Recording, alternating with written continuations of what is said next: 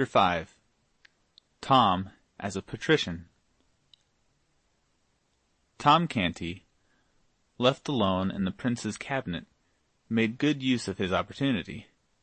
He turned himself this way and that before the great mirror, admiring his finery, then walked away, imitating the prince's high-bred carriage, and still observing results in the glass.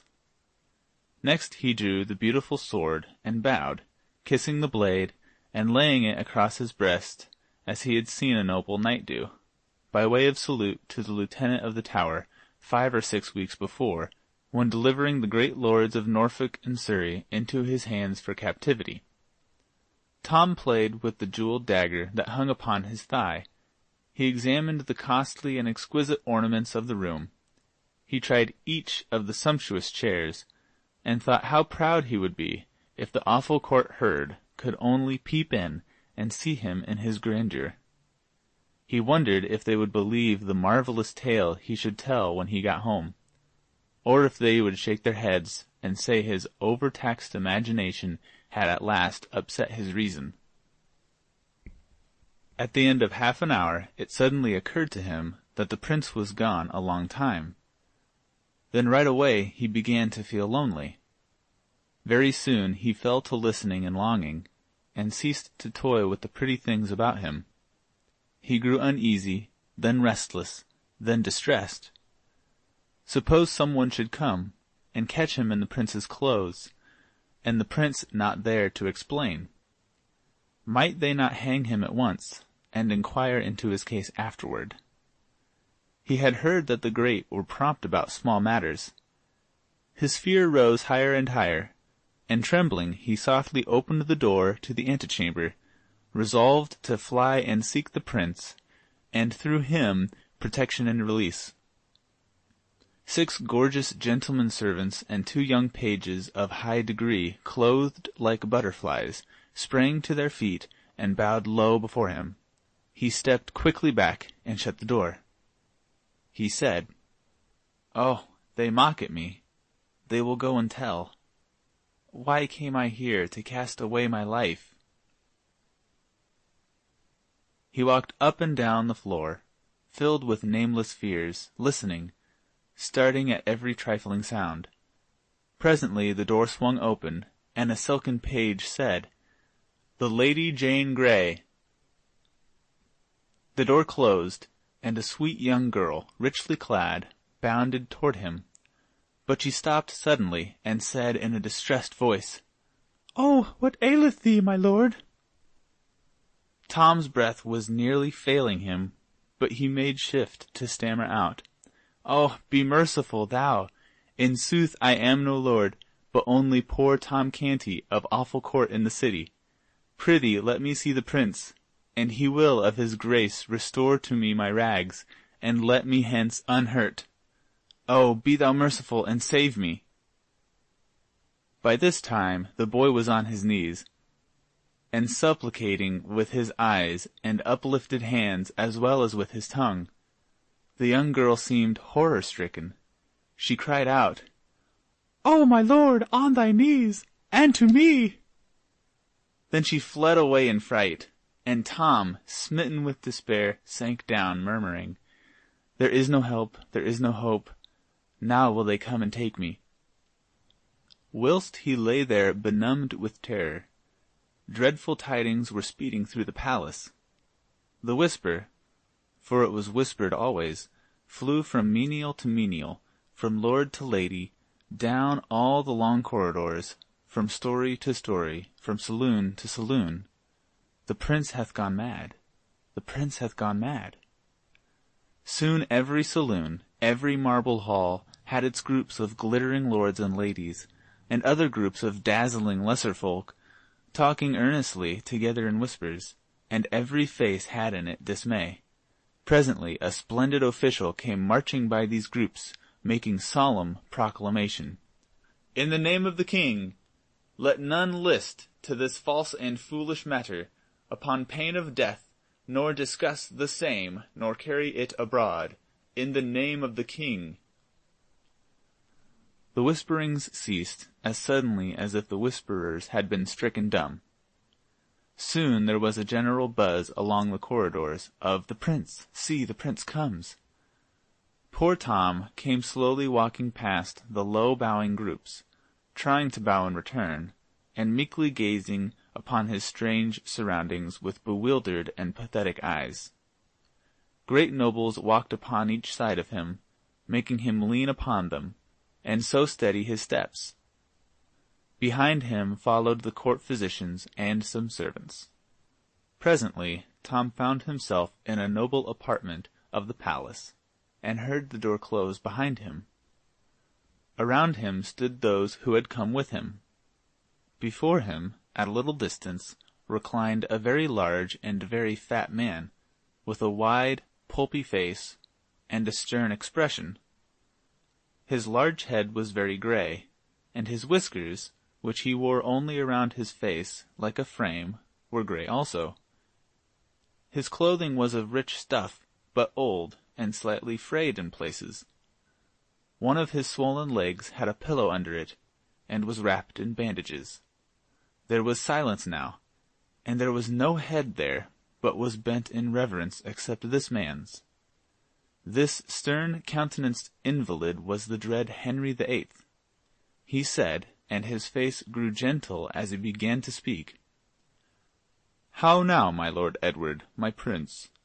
Hast been minded to cozen me, the good king thy father, who loveth thee, and kindly useth thee with a sorry jest?" Poor Tom was listening, as well as his dazed faculties would let him, to the beginning of this speech. But when the words, "me the good king," fell upon his ear, his face blanched, and he dropped as instantly upon his knees as if a shot had brought him there.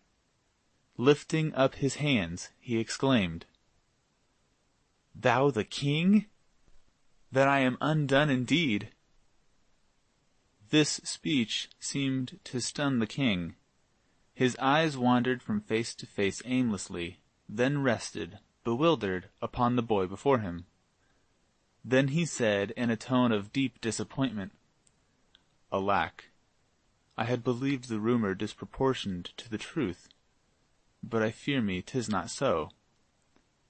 He breathed a heavy sigh, and said in a gentle voice, "Come to thy father, child. Thou art not well." Tom was assisted to his feet, and approached the majesty of England, humble and trembling. The king took the frightened face between his hands, and gazed earnestly and lovingly into it a while, as if seeking some grateful sign of returning reason there, then pressed the curly head against his breast, and patted it tenderly. Presently he said, "Dost not know thy father, child? Break not mine old heart. Say thou knowest me. Thou dost know me, dost thou not?" "Yea, thou art my dread lord the king, whom God preserve." "True, true, that is well. Be comforted. Tremble not so. There is none here would hurt thee. There is none here but loves thee. Thou art better now. Thy ill dream passeth. Is't not so? Thou wilt not miscall thyself again, as they say thou didst a little while agone. I pray thee, of thy grace believe me.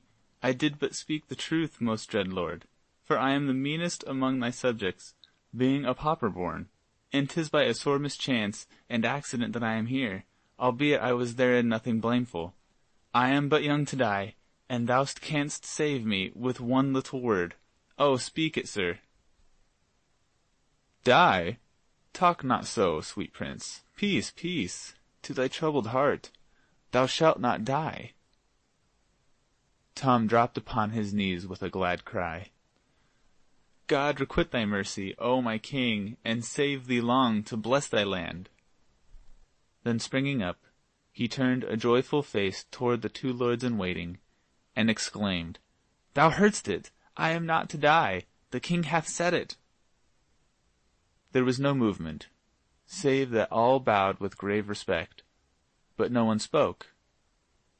He hesitated, a little confused, then turned timidly toward the king, saying, "I may go now?" Go? Surely, if thou desirest. But why not tarry yet a little?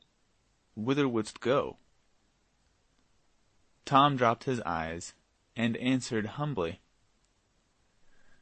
Peradventure I mistook, but I did think me free, and so was I moved to seek again the kennel where I was born and bred to misery, yet which harboureth my mother and my sisters, and so is home to me, whereas these pomps and splendours whereunto I am not used.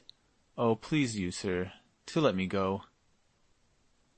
The king was silent and thoughtful a while, and his face betrayed a growing distress and uneasiness.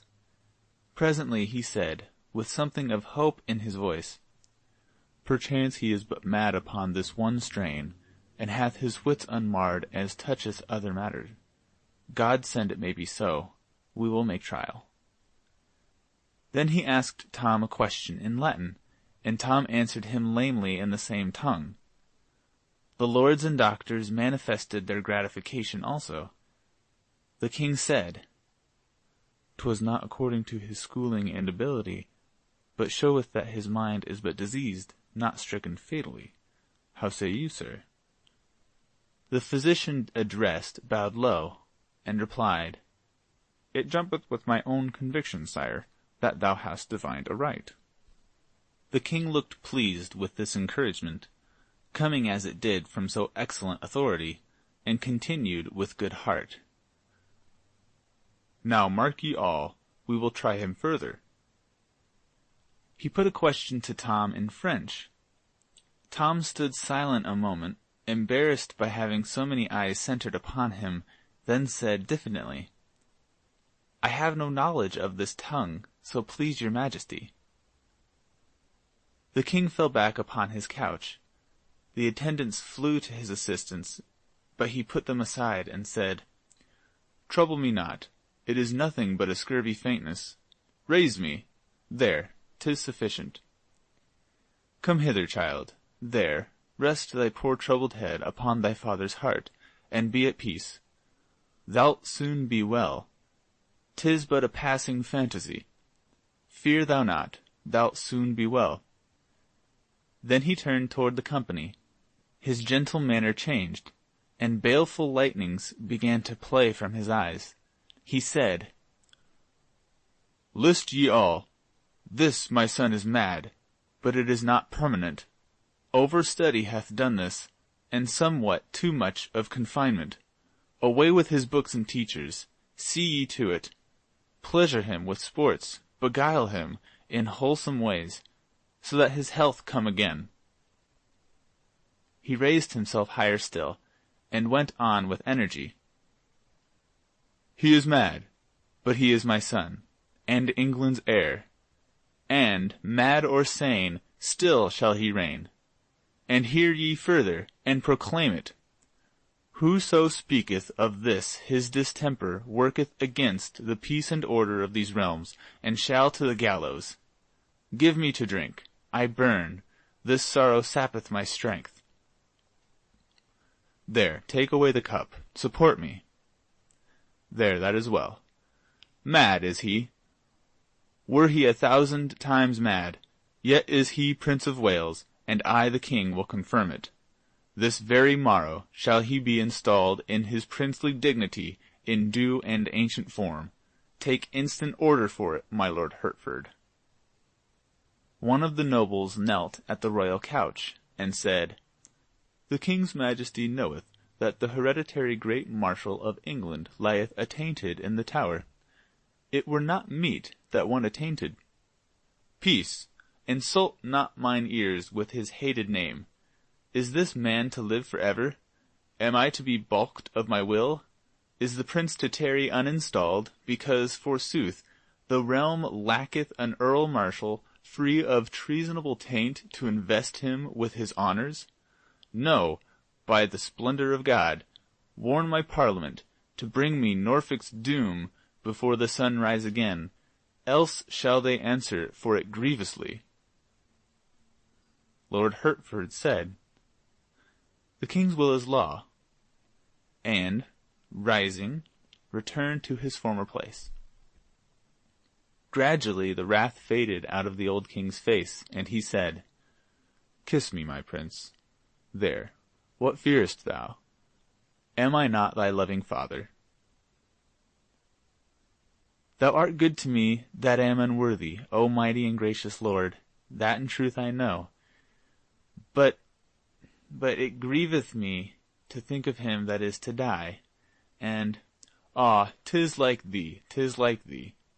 I know thy heart is still the same, even though thy mind hath suffered hurt, for thou wert ever of a gentle spirit. But this duke standeth between thee and thine honours.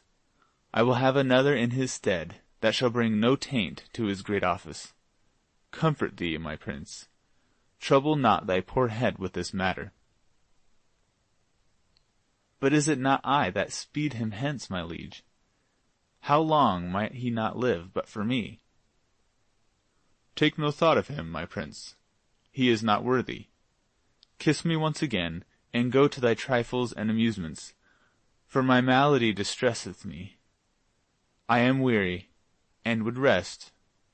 Go with thine uncle Hertford and thy people, and come again when my body is refreshed."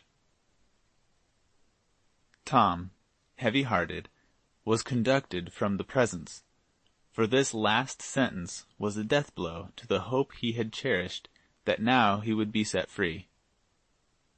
Once more he heard the buzz of low voices exclaiming, the prince comes!"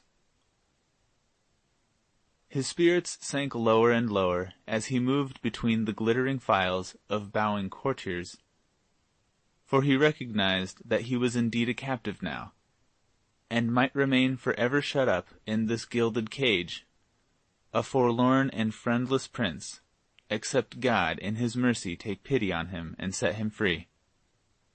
And, turn where he would, he seemed to see floating in the air the severed head and the remembered face of the great Duke of Norfolk, the eyes fixed on him reproachfully.